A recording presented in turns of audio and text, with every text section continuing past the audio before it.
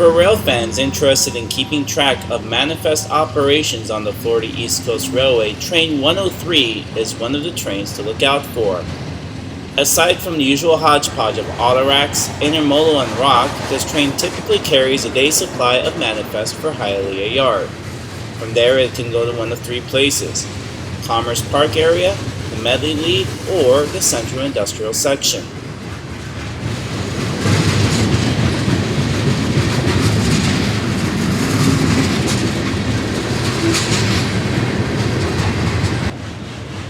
To the right of this train is the Hialeah location of Omni Transloading and Logistics, one of FEC's major transloading partners.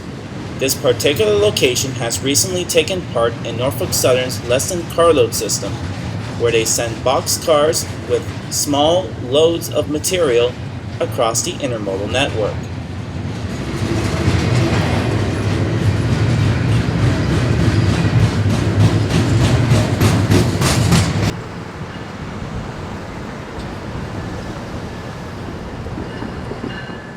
And of course, we are positioned at Iris Interlocking, where the South Florida Rail Corridor crosses the Florida East Coast Main Line at grade.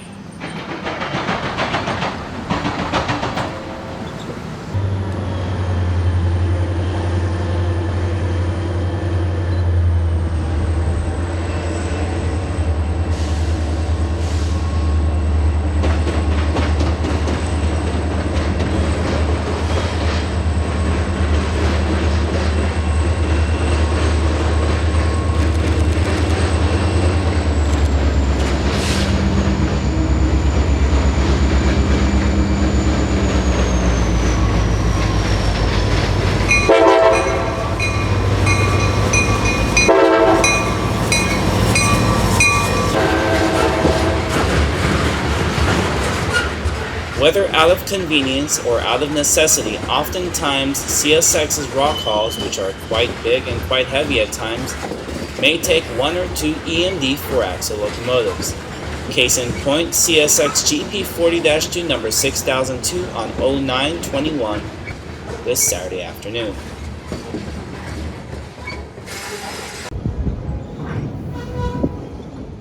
Now for some heavily missed CSX Downtown Spur action. Y322 switching Ferrous Processing and Trading on the Downtown Spur.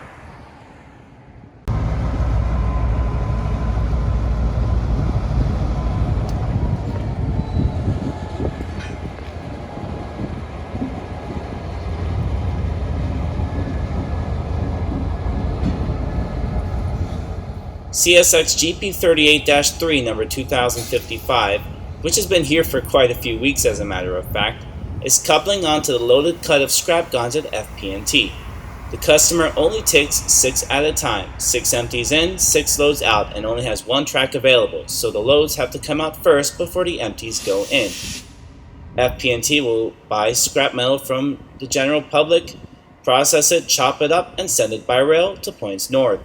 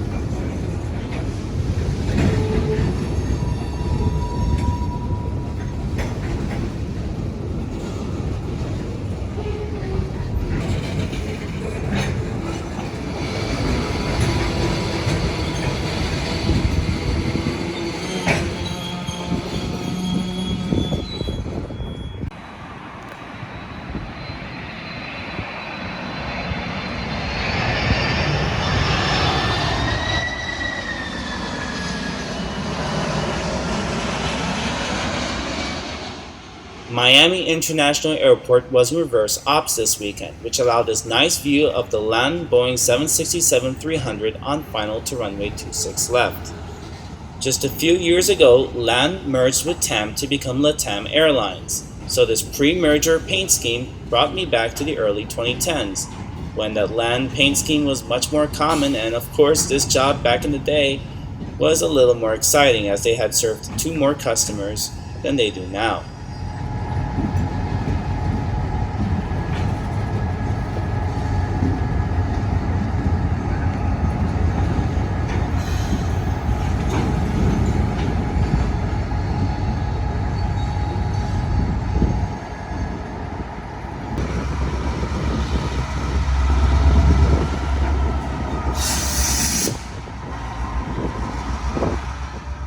The loads which are on the north end of the train, as CSX typically likes to keep it so, will be cut off for a second as the train sets off the empties.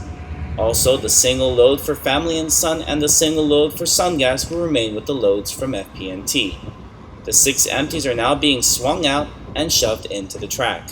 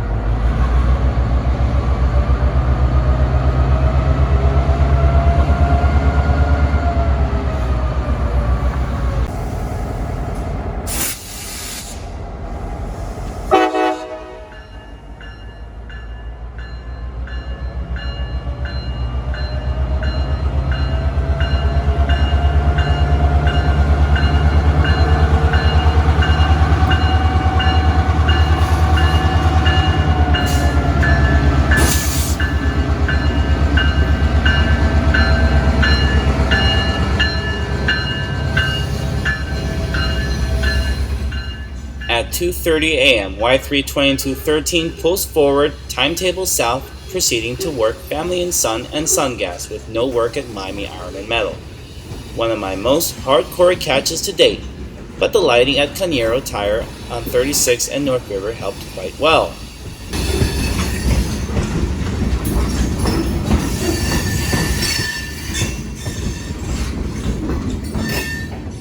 That would be it for this extraordinarily late chase, but what I didn't tell you is that I had already seen Y322 a few days prior.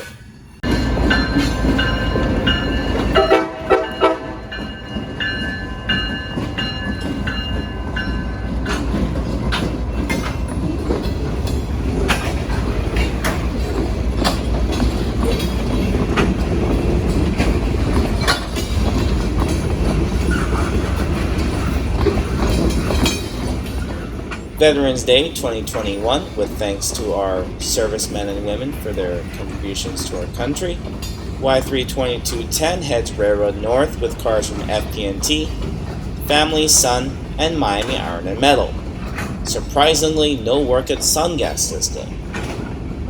And not to mention one of the coolest crews in South Florida on board. A lot of us local rail fans do know the conductor on this train.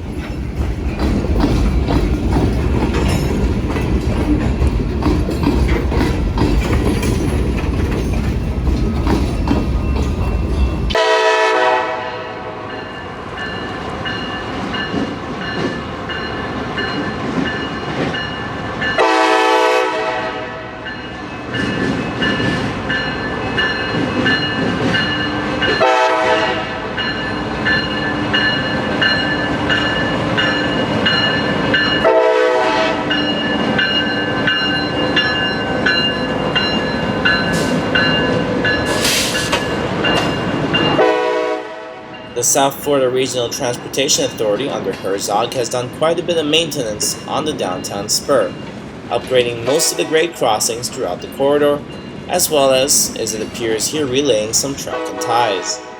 Unfortunately, the Teardrop Bell by Family and Son is gone as of summer 2021.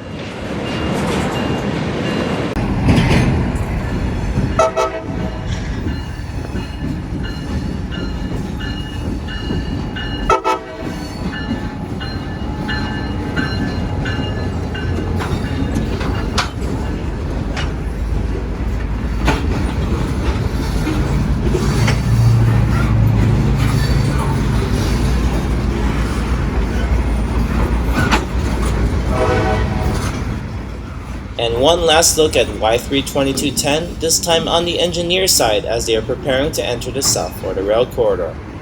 The ZVBX gondola that actually modeled an HO scale received a new coat of graffiti, as did several of the other cars.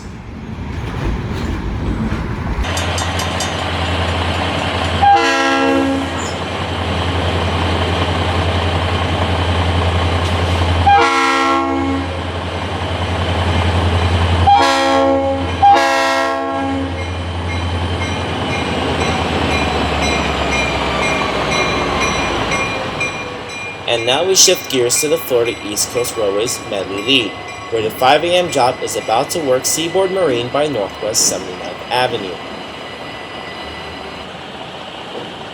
This edition of the 5 a.m. job clocks in at 23 cars out of Hialeah Yard, making it one of the longest manifest-only versions I have ever seen.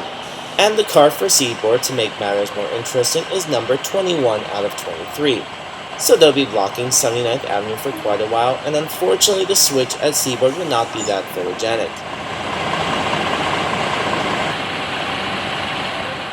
FEC typically serves Seaboard Marine as a major intermodal partner, but they also have a giant warehousing facility near Northwest 79th Avenue and 74th Street, and FEC distributes foodstuffs and non-perishable commodities to this location.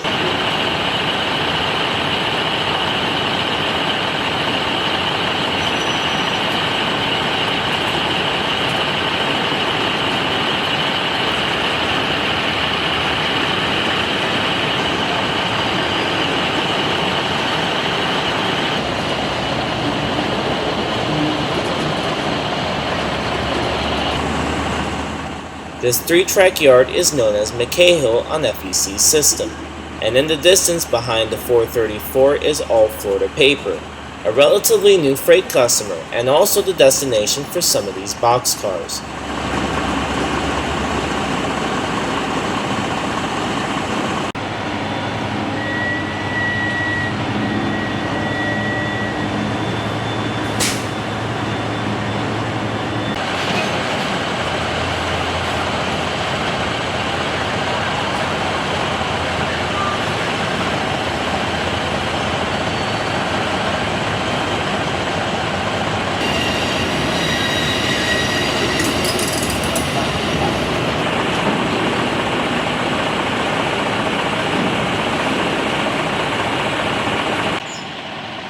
Between 79th Avenue and the Palmetto used to be the Wholesome Bread Bakery, and also a pretty lengthy industrial spur that was active up until the mid-2000s.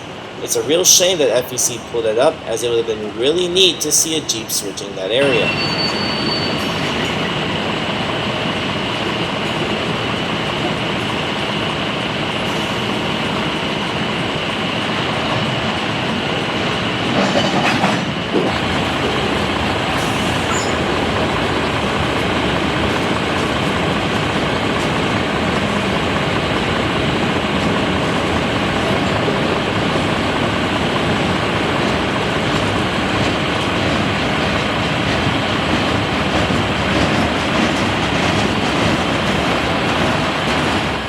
After coupling up to the two cars destined for Amerigas later on, the train would proceed to work McKay Hill, now spotting some boxcars into all Florida paper.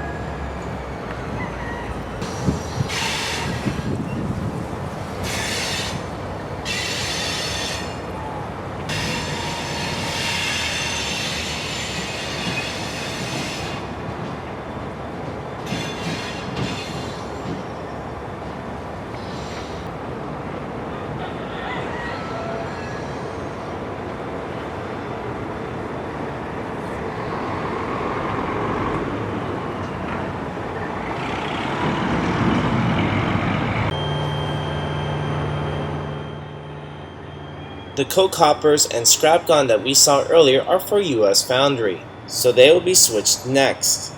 Of course, in front of it are a cut of boxcars, which I presume are for GlobeSource, and we'll be seeing a little bit of that later in this video.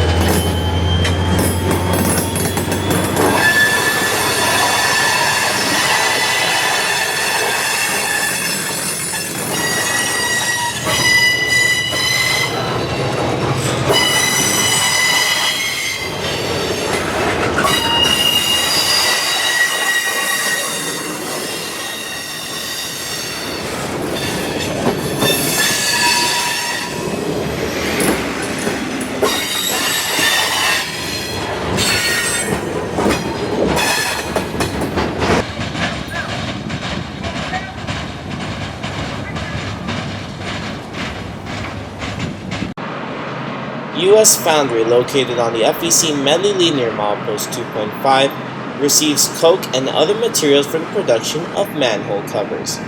Yes, those things that you see on the asphalt everywhere. Adjacent to the steel mill is Eagle Metal and Recycling, which loads scrap gondolas that are sent up north. Actually, just recently, Neenah Enterprises, a steel-making giant, had recently acquired U.S. Foundry. Who knows what will happen, maybe a couple structural changes, but I'm pretty sure operations will remain pretty much the same. The switching protocol, since this is a single spur and there are multiple different commodities, is quite unique. All of the scrap guns have to be pulled out first before any of the coke can be handled in. This train will only be setting out the 2 coke hoppers as far as Foundry is concerned, and will be switching the scrap guns for Eagle Metals. So it's actually not as difficult of a move this time around.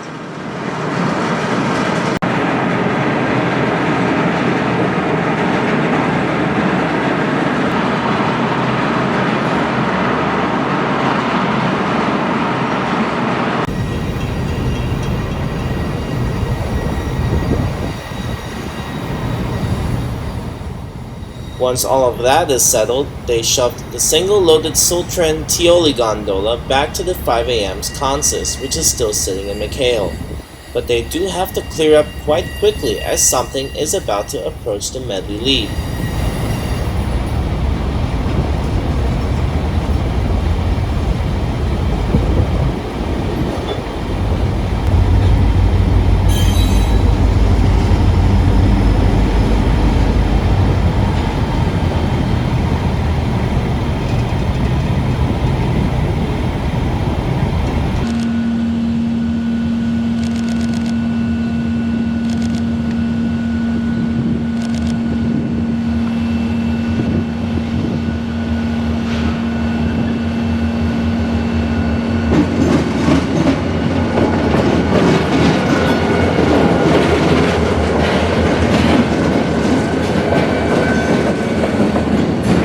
Believe it or not, it is FEC Train 193, empty rock and loaded sodium hypochlorite from Fort Pierce to Medley. The train recently underwent a number of shakeups to its schedule as part of FEC's ever-changing service plan, but just recently returned to its original time slot, even though, in that standard, the train is running a few hours late. Typically, the unit train 335 and 336 have this power, but they both have an individual GEVO and an SD40-2, so it was really neat to see 2 matched new SD40-2s on the 193. The 335 would not arrive in time for me to catch it.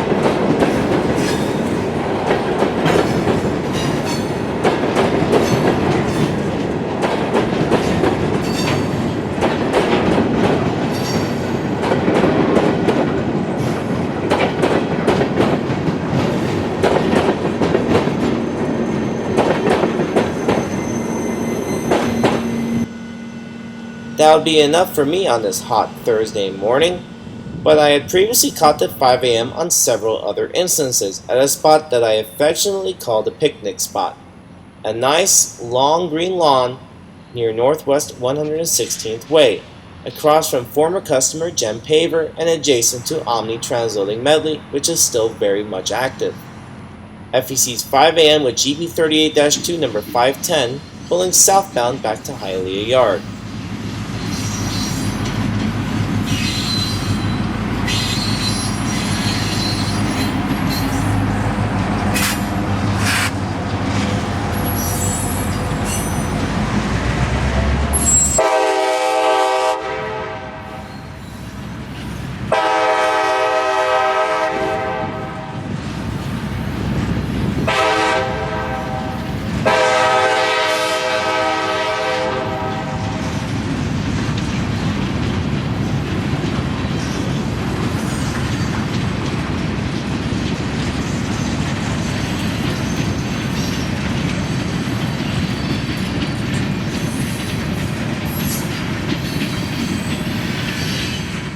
In addition to the various manifest per diems that FEC handles on the 5 a.m. job, usually on the return trip you will find bad orders, maintenance of way equipment, rock hoppers, and the usual cut of sodium hypochlorite empties or loads depending on the direction that are being bounced between Medley Yard from 193 and 292 and McKay Hill where they will be spotted in place at Allied Chemical. A different yard job handles the switching at Allied Chemical.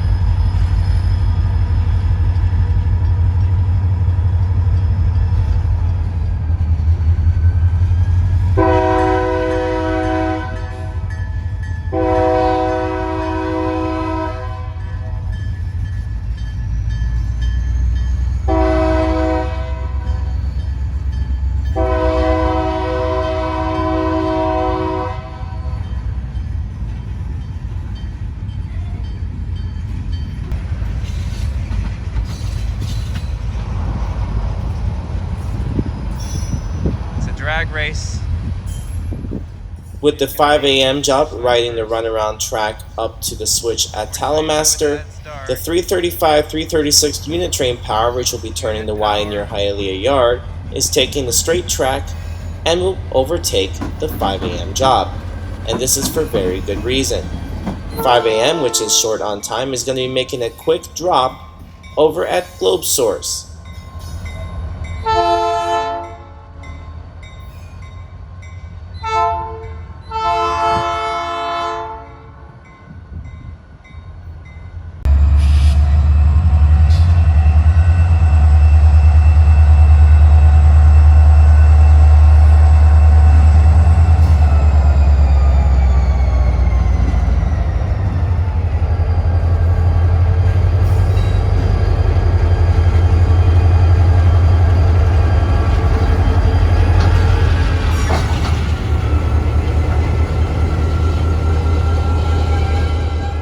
The FEC handles many food distributors in the South Florida region, and GlobeSource is one of them. I'm not exactly sure which loads are in these cars, but I'm assuming either rice, beans, dry bulk, or maybe beer. So this set out will end this train's shift and will end this video.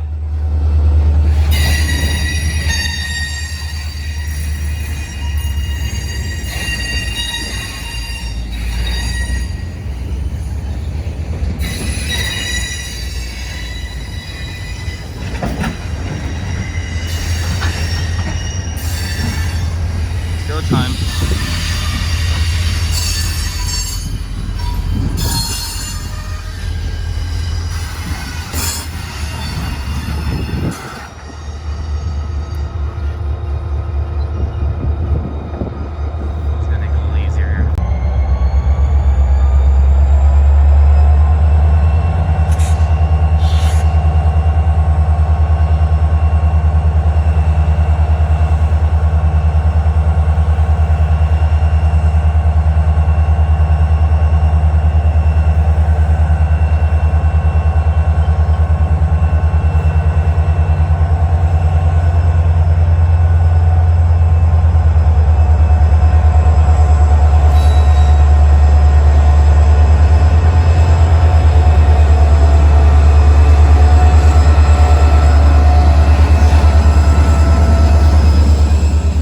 I really hope you guys have enjoyed watching this entire package, and I look forward to sharing much more. But if you want to see more switching action and more local action in the South Florida area, make sure you're subscribed to this channel. And while you're at it, don't forget to leave a like and a comment on this video. And so until next time, from the FEC Medley lead at Milepost ML 3.0, this is TE out.